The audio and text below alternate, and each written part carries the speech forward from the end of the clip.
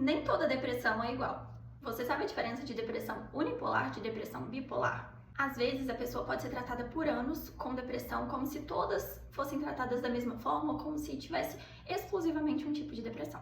E aí parece que os antidepressivos não funcionam bem para essa pessoa ou funcionam por um curto espaço de tempo e depois ela tem uma recaída de novo. Na depressão, o humor fica mais para baixo, então a pessoa sente mais tristeza, desânimo, desmotivação, perda de prazer nas coisas, pode ter alterações no sono, no apetite. Mas a diferença de uma depressão unipolar de uma depressão bipolar é que no quadro bipolar a pessoa também tem episódios de aumento de energia.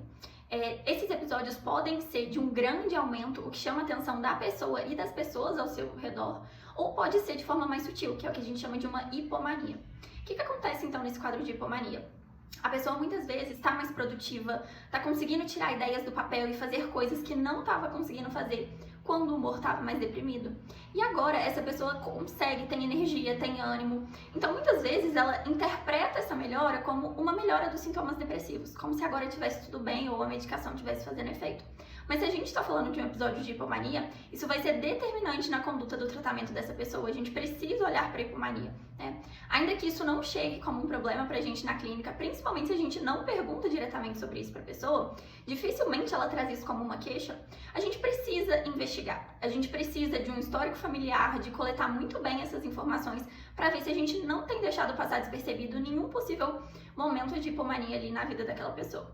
E eu digo mais da hipomania do que da mania, porque a mania é mais visível, as pessoas sabem, gera um estranhamento maior, né? Agora, a hipomania muitas vezes passa despercebido. Então, se a gente está falando de um quadro de depressão unipolar, onde existe exclusivamente o polo depressivo, aí sim o tratamento é feito somente com antidepressivo. Agora, se a gente está falando de um quadro de transtorno bipolar, né, onde a pessoa tem essa fase deprimida, mas também tem esses quadros de aumento de energia, o tratamento não deve ser feito exclusivamente com antidepressivo.